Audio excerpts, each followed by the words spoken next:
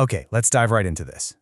Welcome to today's Explainer, where we're going to unpack some seriously fascinating source material about the true psychological barriers to e-commerce success. If you've been banging your head against the wall trying to get your Shopify store to scale, well, you are in exactly the right place.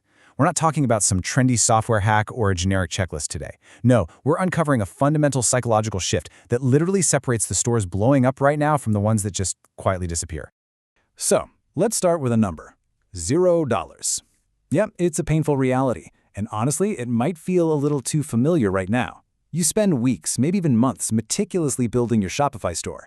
You pick the perfect niche, you agonize over the product page, and you get the theme looking incredibly slick. Then, you confidently launch, drop $200 to $500 on Facebook ads, excitedly refresh your dashboard, and nothing. Zip. Zero. Maybe you get 1 or 2 pity sales from a friend. Staring at that massive goose egg after all that hard work, it is just incredibly painful. And naturally, this leads right into what our source material calls the zero sales cycle. You pour all this money into ads, get absolutely nothing back, and, well, human nature kicks in. You start pointing fingers, right? You blame the product. Or you convince yourself, the niche is just way too saturated. So what do? You scrap the whole shebang, pivot to a completely new niche, and start the grueling process all over again. But here is the brutal truth. The core problem was actually never the product. It wasn't the niche, and it definitely wasn't your theme. By blaming those things, you're completely missing the invisible force that's actually driving your customers away. To put this into perspective, I really want you to consider this reality. Right now, as we speak, there is someone else out there in your exact same niche, selling an objectively worse product, and they are quietly pulling in $100,000 a month. Seriously, $100,000. So what exactly do they know from the source material that you don't? Well, by the end of this explainer, we're going to completely unpack the single fundamental truth that separates their massive success from a dying store. But to really grasp it, we kind of need to take a step back and look at how human beings actually operate online. Let me ask you a quick question. When a real, living, breathing person lands on your store, what do they feel in the first 3 seconds? Notice I didn't say what do they think. I said what do they feel? Because here's the absolute secret the data points to. Buyers initially do not think, they feel. If your store doesn't trigger the exact right emotional response instantly, boom, they bounce. They go right back to scrolling their social media feed, and they are gone forever. There's literally no second chance to make a first impression in e-commerce. That clock starts ticking the exact millisecond your page loads. So the crucial point we discover here is a concept called trust debt. This is the psychological reality that every single online store starts in the negative. Think about it. When complete strangers land on your page, they automatically assume you're a risk. It's just self-preservation. So your one and only job in those first few critical seconds is to pay off that debt fast enough so they actually decide to stick around. See, failing stores obsess with their profit margins or hunting down that next viral winning product. But the stores that actually scale, they engineer absolutely everything. The layout, the images, the social proof, specifically to pay off this trust debt immediately. They are constantly asking themselves, does this feel safe? Does this actually feel real? Now, the rules for paying off this trust debt have drastically evolved for 2025. Consumers today are hyper-aware. They're smart. Those old gimmicks that worked like magic a couple of years ago, the aggressive fake countdown timers resetting every time you refresh, those generic perfectly white background stock photos or obviously copy-pasted robotic reviews, they just do not work anymore. In fact, they act like giant flashing red signs screaming, "Hey, this is a scam." Relying on these outdated tactics doesn't just fail to pay down your trust debt, it actually grabs a shovel and digs your hole even deeper.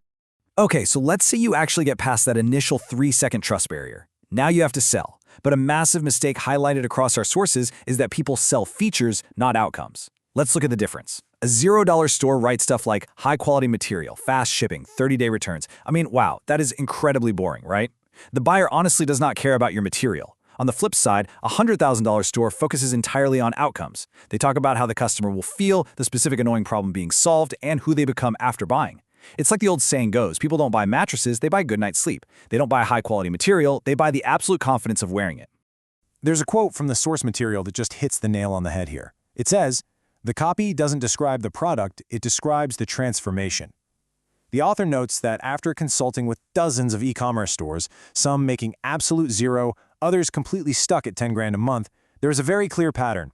Almost every single time they went in and fixed the messaging, shifting it away from those boring product features and focusing purely on the customer's transformation, conversions just jumped. Sometimes they doubled, sometimes even more than that. It really is just about aligning your store with how real human beings actually make their purchasing decisions. And this brilliantly illustrates the solution to that open loop we talked about earlier. Remember? How is someone pulling in $100,000 a month with a worse product? Well, they are using this exact framework.